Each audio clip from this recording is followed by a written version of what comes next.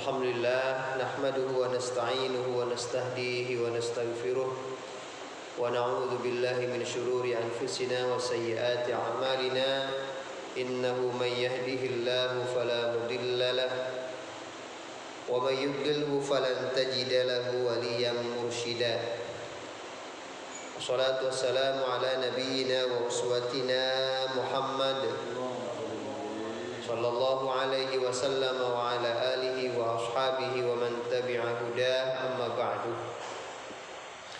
Alhamdulillah, tak henti-henti puja-puji syukur kita aturkan kepada Allah Subhanahu wa taala.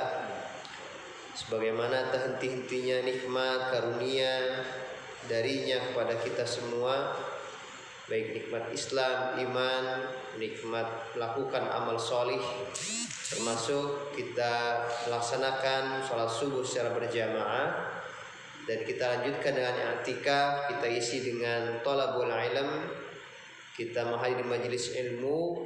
Semoga berlipat-lipat keutamaan dan ibadah juga balasan dari Allah Subhanahu wa taala. Amin ya rabbal alamin.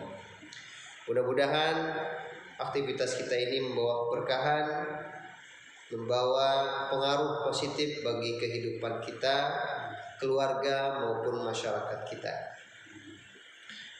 Para jamaah Masjid Baitul Ma'mur, Bapak Ibu yang dirahmati Allah, kembali kita akan melanjutkan kajian hadis Arba'in An-Nawawiyah. Kita sudah sampai di hadis ketiga dari kitab Arba'in An-Nawawiyah. Hadis ini bisa dibilang menegaskan hadis yang kedua,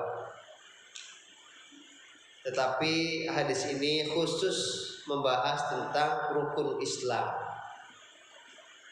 Saya bacakan dulu hadisnya. Bismillahirrahmanirrahim. An Abi Abdurrahman Abdullah bin Umar bin Khattab. Hadis ini diriwayatkan oleh Abu Abdurrahman.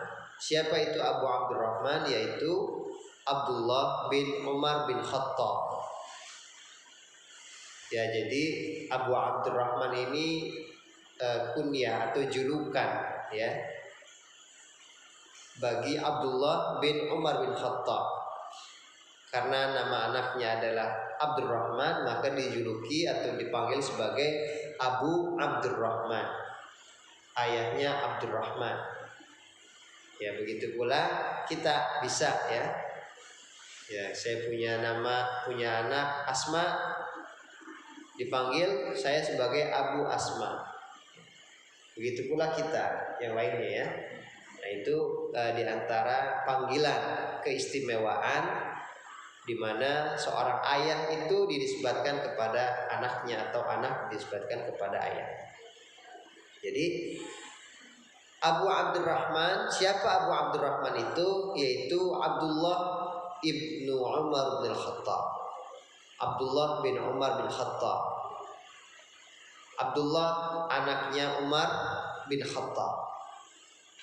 Jadi anaknya Umar bin Khattab yaitu Abdullah, dan Abdullah ini diantara Ubadalah, diantara nama-nama Abdullah yang menjadi perawi paling banyak hadis.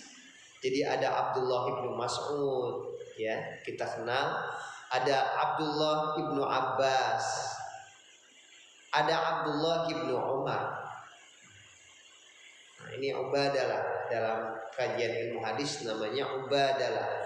Nama-nama Abdullah yang banyak meriwayatkan hadis, dan diantaranya adalah Abdullah ibnu Umar bin Khattab. Nah, Abdullah ibnu Umar ini diantara keistimewaan atau keunikan beliau ini mengikuti atau mencontoh ya Nabi Muhammad SAW, termasuk dalam hal-hal teknisnya ya, bagaimana jalannya Rasul, kemudian kalau Rasul berjalan mengikuti arah yang mana, itu seringkali diikuti langsung ya oleh Abdullah ibnu Umar bin Khattab.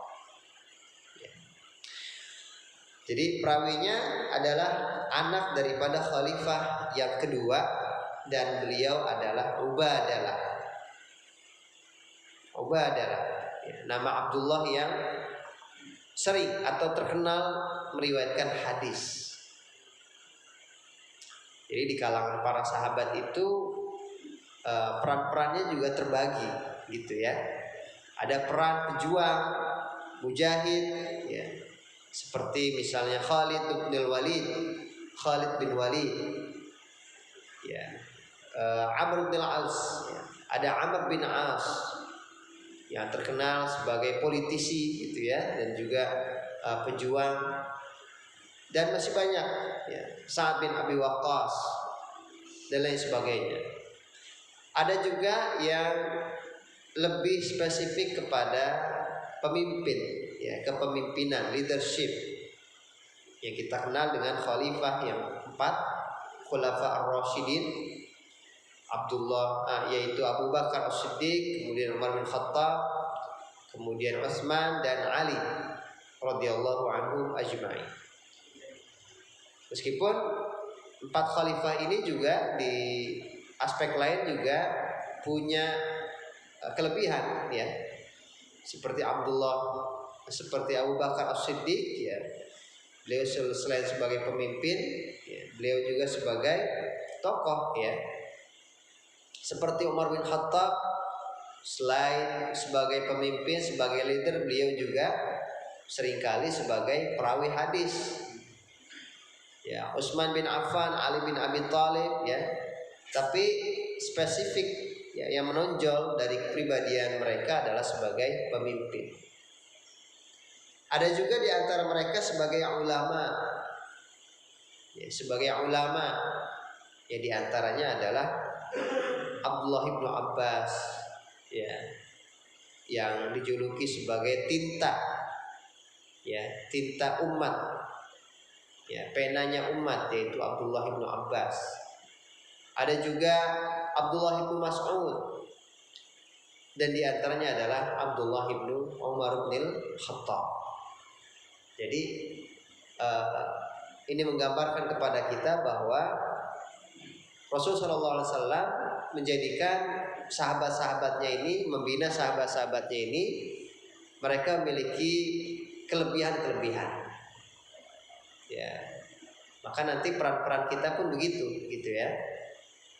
Kita punya kelebihan apa, peran kita apa. Ya, meskipun bisa jadi di sisi lain kita punya kemampuan di aspek lain, tetapi biasanya apa yang menonjol dari kita, nah itu bisa memberikan pengaruh yang besar. Ya, kita pakar di apa, ahli di mana, gitu kan, di bidang apa, maka ini akan menjadi satu kelebihan ya, satu aset bagi umat, bagi bangsa, bagi masyarakat. Ya, begitu pula Rasulullah SAW dengan para sahabat gitu ya. Rasul tahu sekali sahabat-sahabat yang mungkin punya kelebihan di leadership, kepemimpinan. Ada yang punya kelebihan di medan perang gitu ya. Ada yang punya kelebihan di ilmu pengetahuan sebagai ulama. Nah, ini kelebihan-kelebihan ini terus ditumbuhkan ya, terus diasah, dan pada waktunya akan menjadi kontribusi yang besar ya bagi umat, bagi bangsa, dan bagi masyarakat. Para jamaah rahimakumullah, jadi umat Islam pun perlu berpikir begitu gitu ya. Nah, kita punya anak kita punya kecenderungan di mana? Ya, anak kita punya kelebihan di mana? Itu perlu dipikirkan dan perlu dirawat dan bahkan dikembangkan. Ya, sehingga umat ini bisa menjadi umat yang maju gitu ya. Nah, karena tidak mungkin kita punya kelebihan di segala aspek ya, kemampuan, keahlian di segala aspek, tidak mungkin. Nah, apa bunyi hadis yang diriwayatkan oleh Abdullah bin Umar? Qala, beliau berkata, Abdullah bin Umar berkata, apa katanya? Sami'tu Rasulullah sallallahu alaihi wasallam yaqul. Aku mendengar Rasulullah sallallahu alaihi wasallam bersabda, Jadi kalau kata-kata sami'tu, aku mendengar, berarti langsung. Ya, langsung mendengar dari Rasulullah. Langsung talaqi gitu ya. Ya. Karena ada kata-kata periwayatan yang tidak langsung ya. Ya misalnya menginformasikan kepada kami, haddatsana ya, menginformasikan kepada kami. Atau qala, berkata, bersabda, itu kan bisa jadi tidak mendengar secara langsung, tapi dia hanya meriwayatkan dengan kata-kata qala Rasulullah bersabda. Bisa jadi yang mengatakan kepada dia bukan Rasulullah langsung. Ya. Tapi ketika dia bilang sami'tu, aku mendengar Rasulullah, berarti ini langsung periwayatannya. Beliau langsung mendapat dari Rasulullah SAW tanpa perantara. Itu ya. Yaqul, Rasulullah bersabda, apa sabda Rasulullah SAW? Buniyal Islamu ala khamsin. Islam dibangun atas 5 perkara. Syahadatu alla ilaha illallah, yang pertama, kesaksian bahwa sesungguhnya tiada Tuhan selain Allah, wa anna Muhammadan Rasulullah, dan sesungguhnya Nabi Muhammad itu Rasulullah. Jadi ini fondasi pertama keislaman kita. Tanpa ini dia keluar dari Islam. Ya. Siapa yang masuk Islam, dia harus syahadatu alla ilaha illallah wa anna Muhammadar Rasulullah. Yang pertama, memberikan kesaksian bahwa sesungguhnya tiada Tuhan selain Allah dan sesungguhnya Muhammad itu Rasulullah. Alla ilaha illallah. Kata-kata la ilaha illallah. Tiada Tuhan selain Allah. Bisa dijelaskan lagi, tiada yang patut disembah, la ma'buda bihaqqin fil wujudi illallah. Tiada yang patut disembah kecuali Allah. Nah, dalam kata-kata la ilaha illallah ini ada makna yang perlu kita pahami, gitu ya. Perkataannya atau kalimatnya adalah tiada Tuhan selain Allah. Kenapa tidak Allah Tuhanku? Ya. Allah Rabbku. Kenapa tidak asyhadu annallahu ilahi? Gitu ya. Aku bersaksi bahwa Allah Tuhanku. Allahu Rabbi. Allah Tuhan penciptaku. Tapi dengan kata-kata la ilaha illallah. Di situ ada kata-kata penafian, menafikan dulu, la ilaha illallah, baru dibatasi kecuali Allah. Karena kalau kita bilang, kalau ada yang bilang Allahu Rabbi, Allah Tuhanku, ya bisa jadi selain Allah ya, memberi peluang Tuhan-Tuhan yang lain.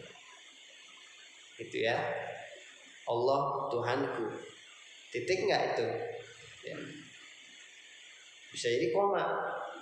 Ada peluang-peluang Tuhan yang lainnya. Maka Allah Subhanahu wa taala membatasi la ilaha, tiada Tuhan illallah, kecuali Allah. Inilah tauhid. Ya, inilah tauhid ya. Mengesahkan Allah Subhanahu wa taala. La ilaha illallah. Jadi kalau kita membaca la ilaha illallah ya, itu harus kita hadirkan, yang lainnya tidak mungkin ya, mustahil ya menjadi Tuhan illallah kecuali Allah Subhanahu wa taala. Jadi la ilaha illallah ya, ini menyimpan makna yang menegaskan tentang tauhid. Wa anna Muhammadan Rasulullah, dan sesungguhnya Nabi Muhammad itu adalah Rasulullah. Bapak Ibu para jamaah rahimakumullah, ya kita yakin sedalam-dalamnya insya Allah tidak akan berubah sampai kita wafat ya, la ilaha illallah akidah ini. Gitu gitu ya. Nah, ini sesuatu yang perlu terus kita suburkan, kita kuatkan kepada diri kita maupun kepada anak-anak dan keluarga kita. Karena la ilaha illallah ini satu kalimat yang tidak hanya terucap dalam lisan. Ya, dia harus masuk dalam relung jiwa dan hati kita. Ya, dia harus teresapi ya dalam jiwa dan hati kita. Ketika dia terus teresapi, maka yang pertama kita akan mendapatkan beberapa fawaid, manfaat dan faidah-faidah. Di antara yang pertama, bahwa la ilaha illallah adalah fitrah. Ya, karena itu kalau kita meyakini la ilaha illallah, kita resapi, kita sudah memenuhi kebutuhan fitrah kita sebagai manusia. Karena meyakini Allah, mengesahkan Allah itu adalah fitrah. Ya.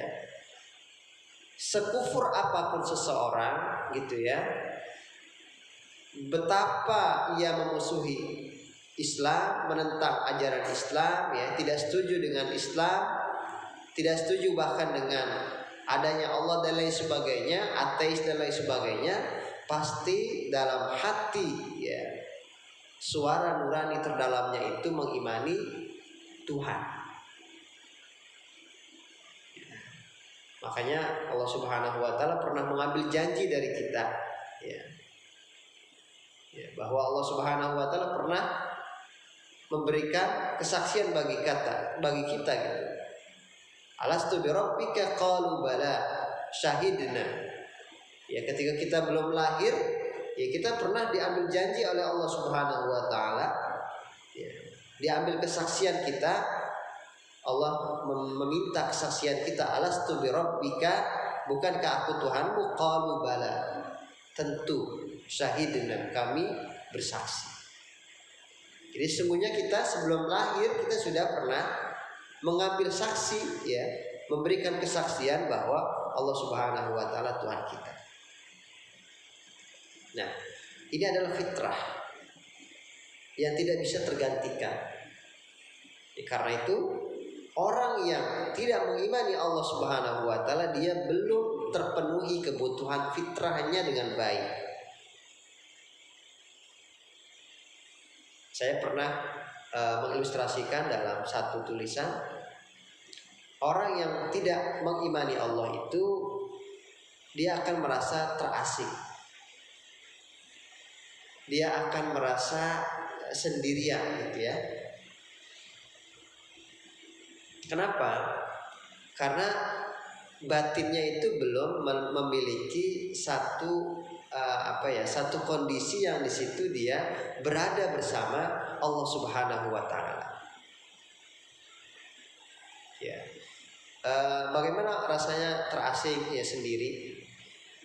Kita mungkin pernah ya berada di satu lingkungan, ya, di situ kita tidak kenal siapapun, orang lain juga nggak kenal kita jauh dari keluarga, dari handai tolan, apakah itu di tempat yang baru ataupun di tempat kerja yang baru gitu ya.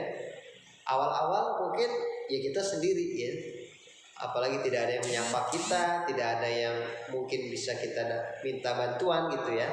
Itu kan susah gitu ya, kita susah, kayak merasa gimana gitu, sendiri, terasing. Nah itu dalam konteks kita masih hidup ramai-ramai bersama-sama gitu ya. Bagaimana dalam konteks orang yang benar-benar dia ateis ya, sesungguhnya dia berada dalam keterasingan. Kenapa? Karena fitrahnya belum terpenuhi dengan Allah Subhanahu wa taala. Sesungguhnya Allah itu menemani fitrah kita dimanapun kapanpun, menemani jiwa kita kapanpun dimanapun. Saya ilustrasikan sebagai orang yang terdampar di tengah lautan gitu ya. Ini ilustrasinya memang dramatis, tapi saya kira bisa juga. Kalau kita lihat contoh Fir'aun misalnya, dia tenggelam, ya dia terdampar di lautan itu, ya tanpa siapapun yang bisa ia mintai tolong. Akhirnya apa? Akhirnya dia mengimani Tuhannya Musa. Qala amantu bi rabbi Harun wa Musa. Sekarang aku beriman kepada Tuhannya Harun dan Musa. Qala al-ana, ya, baru sekarang kamu baru beriman, kata Allah. Nah, jadi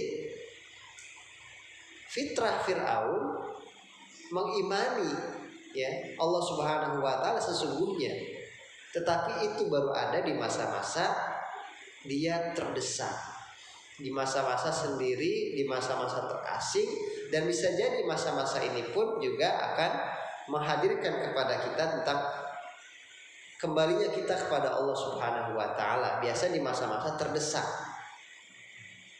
Ya, itulah fitrah. Jadi di masa-masa terdesak baru hadir itu. Ya, itulah fitrah. Nah, di masa-masa kalau Fir'aun itu kan dia hanya berteman birunya langit, birunya laut gitu ya. Tidak ada yang bisa diminta pertolongan. Bayangkan dalam kondisi itu. Dalam kondisi itu gitu ya, manusia ini akan kembali kemana?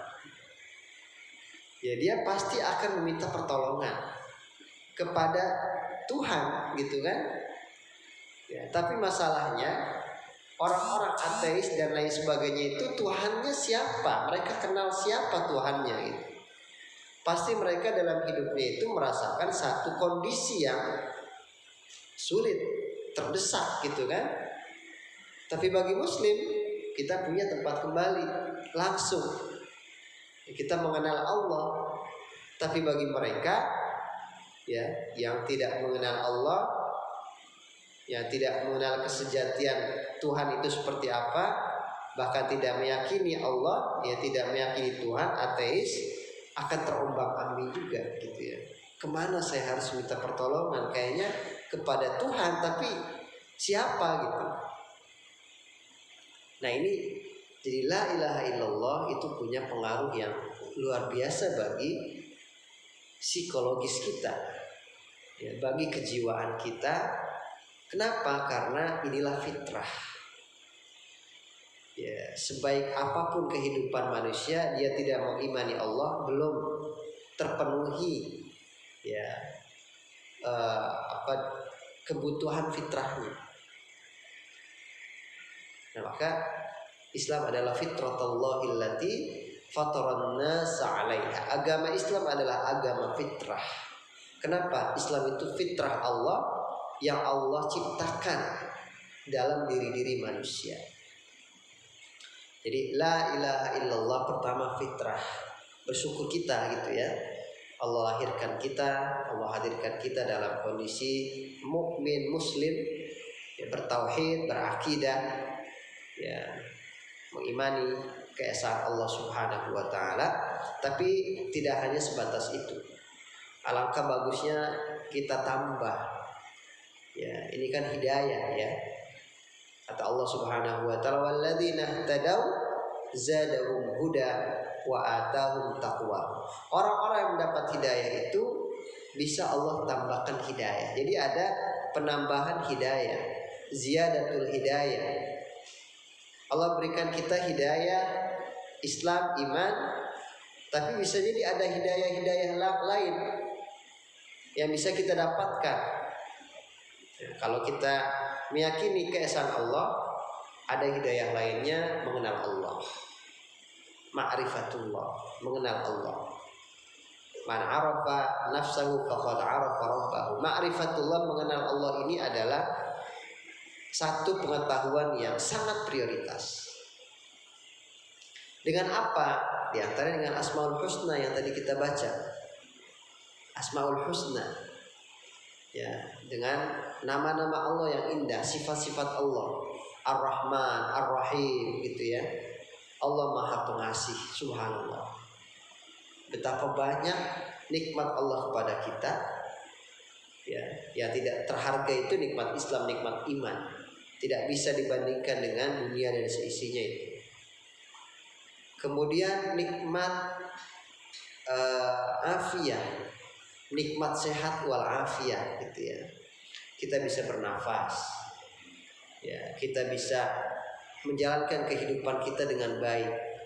Itu nikmat yang luar biasa, ya, yang sungguh luar biasa. Belum lagi nikmat-nikmat yang bisa kita bandingkan dengan yang lainnya, ya. Di tengah kita bisa melakukan ibadah, menghadiri majelis ilmu, gitu ya, kita bisa berzikir. Sementara mungkin sebagian dari kaum muslimin belum bisa untuk itu. Masih ada yang terpapar, masih ada yang kondisi kesehatannya buruk, kondisi ekonominya, kondisi keluarganya, gitu kan. Nah, ini sebuah nikmat yang subhanallah, ya. Ar-Rahman, Allah Maha Pengasih, Maha Penyayang. Di tengah kealpaan kita Allah tetap memberikan nikmat-nikmatnya, ya. Di antara mufassir itu pernah mengilustrasikan sifat kasih sayang Allah. Sifat kasih sayang Allah kalau mau diilustrasikan, ya, katakanlah 100 gitu, ya. Nilainya 100. Maka dari 100 itu yang Allah bagi-bagi kepada seluruh makhluknya itu hanya 1 dari 100. Dari yang 1 itu kasih sayang Allah bagi kepada makhluknya itu adalah kasih sayang orang tua kepada anaknya. Itu bagian dari 1 itu. Kasih sayang induk kepada itiknya, gitu ya. Kasih sayang sama manusia kita, gitu ya. Itu hanya 1 dari sifat kasih sayang Allah yang didistribusikan, ya, dibagi-bagi kepada seluruh makhluknya. Jadi masih ada 100, ya, kasih sayang Allah Subhanahu wa taala yang luar biasa, betapa tingginya, ya, rasa kasih, rasa sayang Allah kepada kita semua. Jadi Ar-Rahman, Ar-Rahim. Ada lagi misalnya Al-Muhyi, Al-Mumi, Allah yang menghidupkan, yang mematikan, ya. Allah yang Al-Jabbar, yang maha perkasa. Al-Aziz, maha mulia, gitu ya. Ya, kalau kita mencari kemuliaan, carilah kemuliaan kita kepada Allah. Ya, siapa, kata Allah Subhanahu wa taala, "Wa may yuhinillahu famalahu min mukrim." Siapa yang Allah hinakan, tidak akan ada orang yang memuliakannya. Jadi hina dan mulia kita adalah tergantung bagaimana kondisi kita dengan Allah Subhanahu wa taala. Bagaimana kondisi kita dengan ajaran Islam. Nah, jadi Al-Mu'izz, Al-Mudzil, Allah yang memuliakan, menjadikan kita mulia dan menjadikan kita hina. Bahwa hina dan mulia itu bukan pada posisi, tetapi pada kondisi batin kita, kondisi jiwa kita. Ada orang yang hidupnya sederhana, biasa, tapi dia merasa mulia. Kenapa? Karena dia mematuhi aturan Allah, dia mematuhi ajaran Allah, gitu ya. Dia tunduk kepada Allah. Justru orang yang fakir kepada Allah dia bisa mulia, gitu kan? Orang yang fakir kepada Allah, Allah akan muliakannya. Tapi orang yang fakir kepada makhluk, dia tidak akan mulia. Setinggi apapun posisi dirinya, ketika dia mengabaikan Allah, mengabaikan ajaran Allah, gitu ya, menjerumuskan dirinya dalam syahwat, maka dia hina sesungguhnya, gitu ya. Jadi Al-Mu'izz, Al-Mudzil. Ketika kita menjadi hamba Allah, sesungguhnya kita sedang mulia. Kenapa? Karena kita nisbatkan diri kita dengan Allah, Abdullah, gitu kan, hamba Allah. Sebagaimana Rasulullah itu juga suka disebut dengan kata-kata abdi. Alhamdulillahilladzi asra bi'ab, subhanalladzi asra bi'abdihi. Allah menjalankan, ya, dalam waktu malam di perjalanan Isra Mi'raj bi'abdihi, hambanya. Ya, Allah tidak katakan bi rasulihi, ya, bi nabiyihi. Tidak, tapi Allah pilih dengan bi'abdihi. Dalam surat Al-Jin pun begitu. Ya. Abdullah yad'uhu wa innahu, dalam sebuah ayat Abdullah yad'uhu kadu yakununa alaihi libada. Ya. Ketika memberikan penjelasan bahwa Rasulullah itu dengan kata Abdullah yad'uhu, yang berdoa kepada Allah, maka para kalangan jin itu mereka berkumpul. Jadi Abdullah, Rasulullah SAW pun ketika menjelaskan dirinya, ini Abdullah wa Rasul, aku adalah hamba Allah. Nah, ketika seseorang menisbatkan penghambaannya kepada Allah, sungguhnya dia sedang mulia, gitu ya. Ketika dia tidak nisbatkan kepada Allah dan dia nisbatkan kepada yang lainnya, justru dia merendah nilainya. Ya, ketika dia tidak nisbatkan kepada Allah, berarti dinisbatkan kepada selain Allah, ya kan? Ya apa itu? Ya apapun, yang penting makhluk. Di antara dunia, bisa berupa harta, tahta, ya jabatan dan lain sebagainya. Padahal Allah Subhanahu wa taala menjadikan itu semua ditundukkan bagi manusia. Jadi posisi manusia itu dia menghamba kepada Allah dan dunia itu ada di bawahnya. Kenapa? Karena kata Allah, "Wasakhkhara lakumus syamsa wal qamar da'ibaini wasakhkhara lakumul laila wan nahar." Allah menundukkan bagi kalian itu langit, bumi, matahari, bulan, apapun ya. Karena manusia itu sayyidul kaun, manusia itu tuannya alam. Jadi ketika dia menghamba kepada Allah, sesungguhnya posisinya benar. Kenapa? Karena posisi makhluk lain itu ditundukkan bagi manusia. Dia hanya tunduk kepada Allah, gitu ya. Posisinya dia di tengah. Dia mengambil risalah Allah itu diterapkan di dunia. Tidak sebaliknya, ketika dia menjadikan dunia atau makhluk itu sebagai Tuhannya, berarti dia abdul makhluk. Ya, dia hamba makhluk, hamba dunia, hamba tahta, hamba jabatan, hamba hawa nafsu dan lain sebagainya. Maka dia sungguhnya posisinya menjadi hina.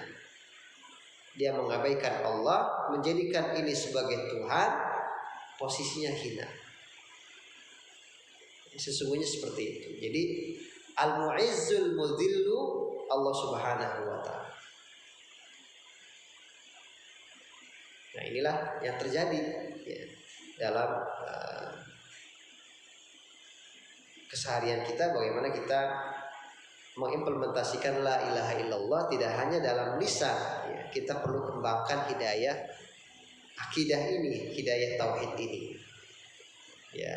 Dalam implementasinya kita mencari nafkah, ini sesuai nggak dengan ajaran Allah? Apakah ini menghadirkan ridho Allah atau malah murka Allah, gitu ya? Maka kita cari yang halal, yang thayyib ya. Ajaran Islam ini subhanallah ya, memberikan kita arahan untuk mencari yang halal, tidak hanya halal tapi thayyib ya. Bahkan kulu min thayyibati ma razaqnakum, kalau makan yang thayyib ya. Subhanallah, ini ajaran Islam ini sudah benar luhur ya, sudah benar mulia, gitu ya. Jadi dalam kehidupan pun la ilaha illallah kita perlu terapkan.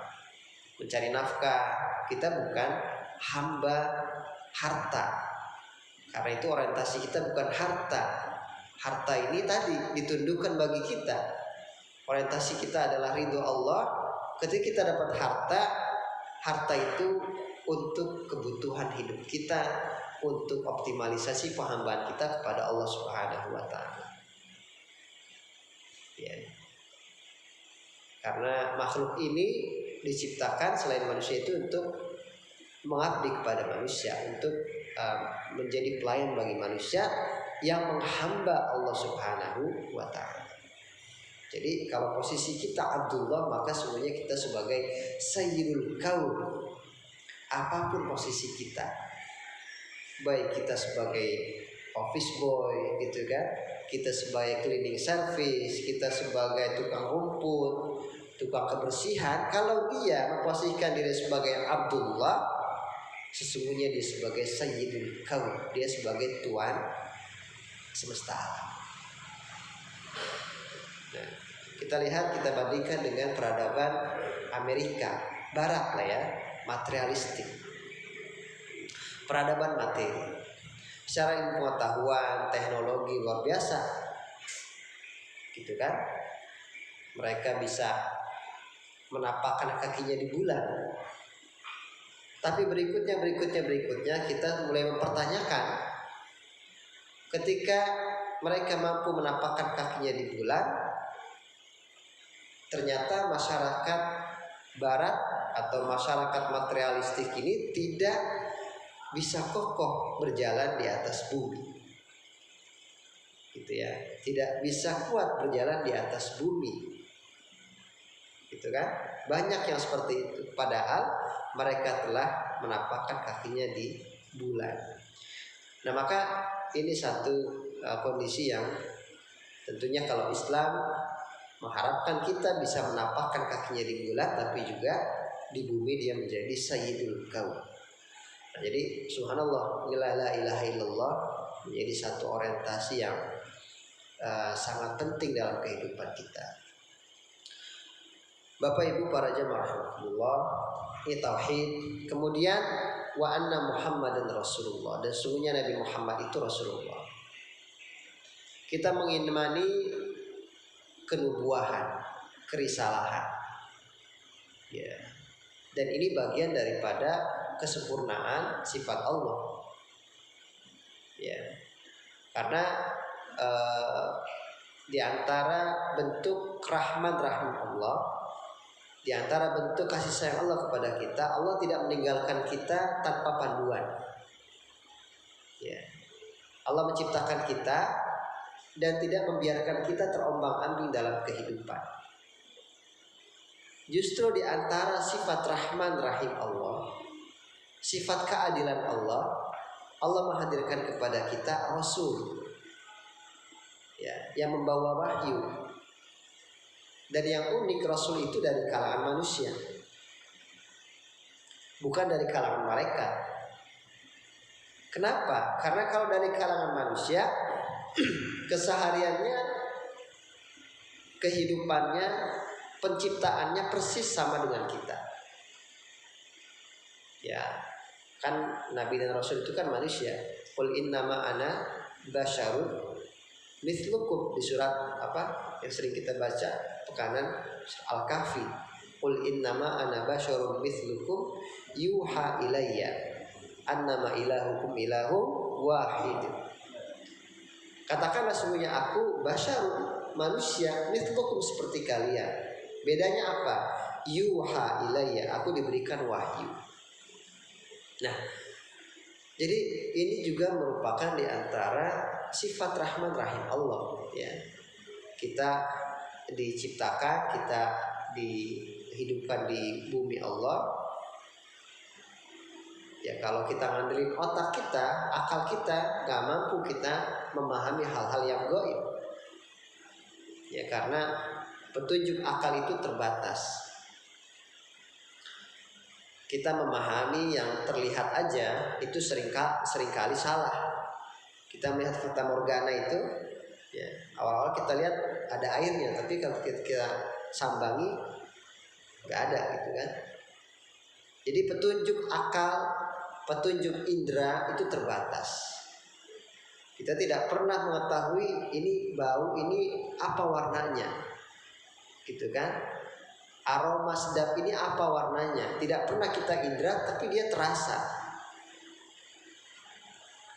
Bagaimana dengan hal-hal yang besar, lebih besar dari itu, hal-hal yang gaib, dari mana asal kita, kemana kita akan menuju.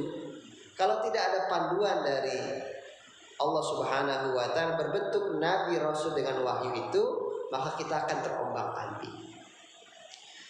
Kata para pemikir, ya, kata para ulama, kalau manusia dibiarkan begitu saja, dia tidak akan mampu memahami, ya, apa-apa yang gaib itu. Di antaranya mau kemana kita setelah ini, meskipun mereka harus berpikir selama 500 tahun. Ya, harus berpikir dari mana kita, mau kemana kita. Kalau tidak ada wahyu, pasti akal manusia ini beragam pendapatnya, berbeda-beda pendapatnya. Ya. Ya, kita kan mengimani ini karena ada wahyu, karena ada ajaran dari Rasulullah, karena ada ajaran dari Al-Quran. Kalau tidak ada, mungkin juga kita akan berbeda pendapat.